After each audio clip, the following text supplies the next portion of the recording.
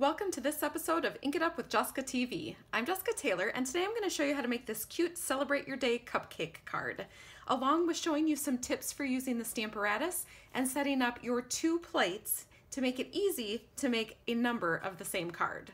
First, let's talk about the Stamparatus. This is a stamp positioning tool. This is the base, and it comes with a foam mat for using with your photopolymer stamps. That means your totally clear stamps that don't have any foam attached to them. So because we're using the Hello Cupcake stamps for this card, and they're photopolymer, we will need to use the mat.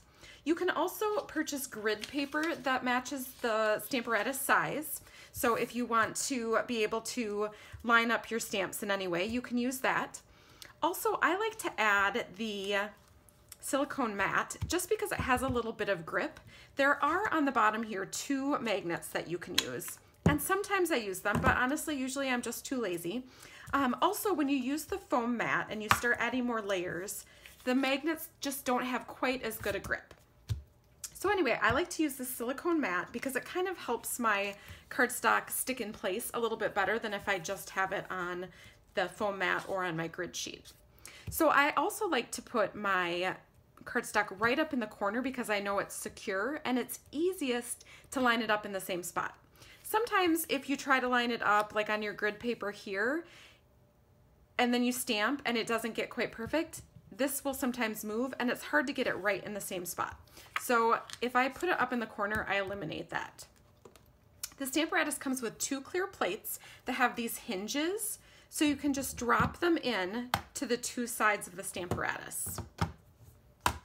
Now let's take a look at our card and see where we want to line up our stamps. This piece of Whisper White cardstock is 2.5 inches by 3 3/4 inches. And I'm going to start by, I want the Celebrate Your Day down at the bottom here. And I want my frosting up towards the top. So I'm going to go ahead and place those. Now I know that they're already going to fit because when I made this card I actually stamped from the bottom up, but now that I know I have the right size, I can lay them down on my piece of cardstock just like that. So then I'm just going to bring this plate over and push down on my stamps to pick them up. Now again, if I had the magnet there, it would hold this piece of cardstock in place, but because I have it straight up in the corner, I don't necessarily need the magnet. I can go ahead and put that there if I want to. You just want to make sure that the magnet is not anywhere where your stamps are, because then it's going to get in your way. So I'm going to go ahead and stamp these with Melon Mambo ink. I like to put a clear mount stamp case underneath there. This one just has my Simply Chamois for cleaning up things, for cleaning up my stamps, but I'm going to use the Melon Mambo ink pad. And the reason I put these 2 on the same plate is because I want to stamp them in the same color. So this makes it really easy to ink them both up at the same time and then go ahead and stamp them. I'm just going to press down on both of the images, and when I lift them up, they've both stamped at the same time. Now to set up my cupcake liner, the bottom of my cupcake, I'm going to go ahead and just line that up under my frosting image. I kind of want this to be straight across the bottom. But then once you have it lined up where you want, you're going to go ahead and pull the other plate down. And now that's going to be right where I want it. So I'm just going to readjust this so that I know everything is in the corner.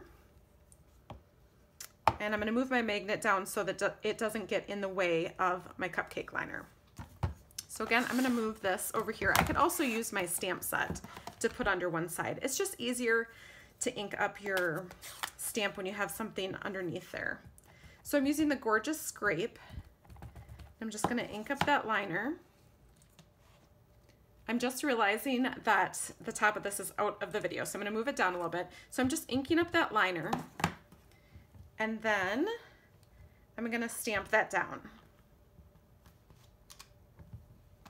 And there it's right underneath. Now I can just fill this in with a little bit of color so that it looks like they're more connected, but that's basically what I want. So now if I want to make more of this card, say I want to stock up on birthday cards, or I'm making a bunch of invitations, or I'm a demonstrator and I'm doing classes and I want to make it easy for everybody to make the card, I can go ahead and just pull in another piece that's the same size. I'm going to ink that up with Melon Mambo. Push down on both of the stamps. And then I'll take my Gorgeous Grape, ink up the cupcake liner, and stamp that down. So you can see how the Stamparatus makes it really easy to make multiples of the same card. To clean my stamps, I just take out my Simply Chamois and wipe them off, make sure it's wet so that it's cleaning up the ink, and then you can also clean off any ink that you got on your Stamparatus plates. When you're done using your Stamparatus, you want to make sure that when you store it, you actually take the hinges out. So take both of these plates out and store them that way. Again, I'm going to put the magnet on the bottom, but you don't want to store it with the hinged pieces in because it can accidentally break your Stamparatus. There is a small stamp in this stamp set that you could use to stamp as the cupcake if you wanted it to be a different color to show in between the frosting and the cupcake liner. I'm pretty much too lazy to do that, so I just stamp it so it's kind of hovering above, so the icing is just hovering above the cupcake. And then if I take my Wink of Stella glitter brush, it's just going to add a little bit of glitter to that, and it's going to pick up some of that pink color, so I'm just going to kind of push that down into the liner. So maybe it looks like I have a pink cupcake, but I can do that without having to line up another stamp. Plus, when I'm done doing that, it adds just a little bit of shimmer and shine to my cupcake frosting. The final step would be to tape all of my layers together. So I have a Whisper White thick card base, so it's sturdy, and that's just 5.5 by 8.5 inches, scored at 4 1/4 to fold it into a card. Next, I have Highland Heather that is 4 inches by 5 1/4 inches.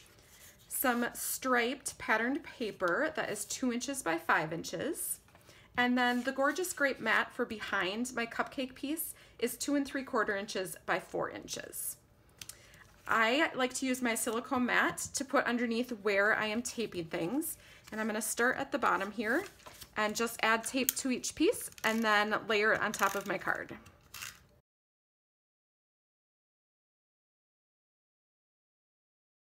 I could pop this piece up with Stampin' Dimensionals, but I'm going to go ahead and just add snail so that it's flat, and this makes it really easy to mail because this card is totally flat, so there's no embellishments or too many layers that you have to worry about.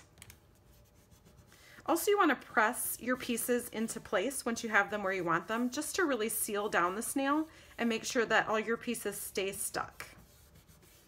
Nothing worse than a card that falls apart. I hope you've enjoyed these tips about the Stamparatus and that these cards will inspire you to go create. Happy stamping!